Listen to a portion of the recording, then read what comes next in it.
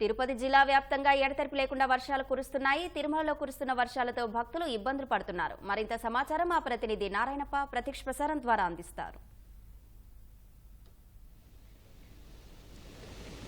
అశ్విని, బంగాళాఖాతంలో ఏర్పడిన అల్పపీడన ప్రభావంతో ఉమ్మడి చిత్తూరు జిల్లా వ్యాప్తంగా నిన్న రాత్రి నుంచి ఎడతెరిపి లేకుండా వర్షాలు కురుస్తున్నాయి. ఇవాళ ఉదయం నుంచి భారీగా వర్షాలు కురవడంతో ఉమ్మడి చిత్తూరు జిల్లాలోని విద్యాలయాలు, పాఠశాలలు, కళాశాలలు, అదేవిధంగా అంగన్వాడీ కేంద్రాలకు కూడా ప్రభుత్వం సెలవు ప్రకటించింది. లోతట్టు ప్రాంతాలన్నీ పూర్తిగా జలమయ్యాయి. మనం ఒకసారి గమనించవచ్చు, తిరుపతి నగరంలోని వెస్ట్ చర్చి సమీపంలో ఉన్నాం.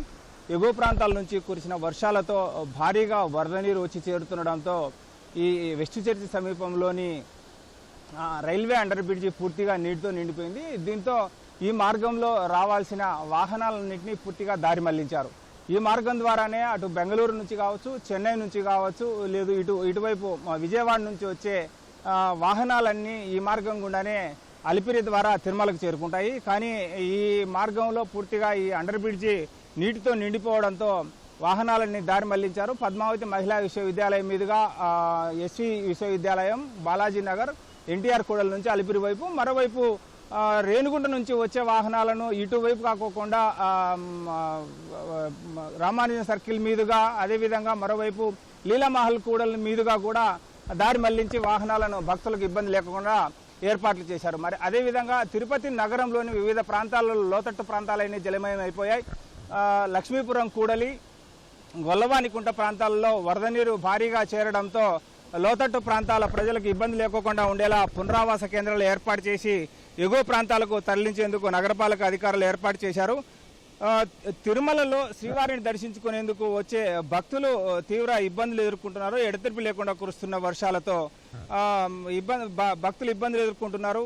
కనుమ రహదారుల్లో ఎడతెరిపి లేకుండా కురుస్తున్న వర్షాలతో కొండచర్యలు విరిగిపడే ప్రమాదం ఉండడంతో ఇబ్బందులు లేకోకుండా ఉండేలా ప్రత్యేకంగా ఏర్పాట్లు చేశారు. కొండచర్యలు విరిగిపడేందుకు అవకాశం ఉందన్న ప్రాంతాలను గుర్తించి ఆయా ప్రాంతాలలో తిరుమల తిరుపతి నిఘా భద్రతా విభాగం సిబ్బంది కావచ్చు, అదేవిధంగా పోలీసులు అక్కడ ఉంటూ వాహనాల్లో వెళ్లే భక్తులను అప్రమత్తం చేస్తున్నారు. అదేవిధంగా తిరుమలలోని పాప వినాశనం, శ్రీవారి పాదాలు, చక్రతీర్థం వైపు పూర్తిగా వాహనాలను నిషేధించారు. కొండచర్యలు విరిగిపడేందుకు అవకాశం ఉండడం, అదేవిధంగా ఎడతెరిపి లేకుండా కురుస్తున్న వర్షాలతో కొండ ప్రాంతాల్లో ప్రయాణం ఇబ్బంది కలిగించే అంశం ఉన్న నేపథ్యంలో ఆయా ప్రాంతాల్లో వాహనాలను తాత్కాలికంగా నిలిపివేశారు. అదేవిధంగా తిరుపతి నగరంలోని వివిధ ప్రాంతాలలో వరద నీరంతా పూర్తిగా వచ్చి చేరడంతో లోతట్టు ప్రాంతాలన్నీ జలమయం అవుతున్నాయి.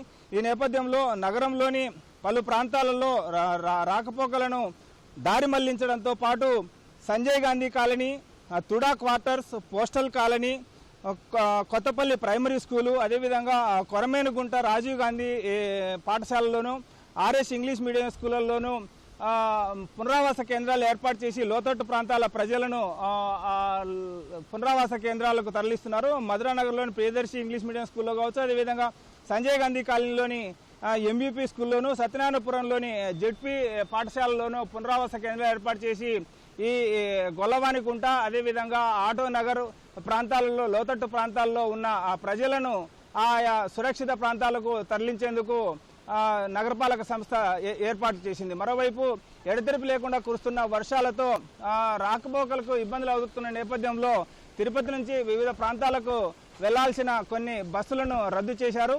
తిరుపతి నుంచి తిరుమలకు వెళ్లాల్సిన వాహనాలు మాత్రం యథావిధిగా కొనసాగిస్తున్నారు, భక్తులకు ఇబ్బంది లేకోకుండా ఉండేలా ఏర్పాట్లు చేసి.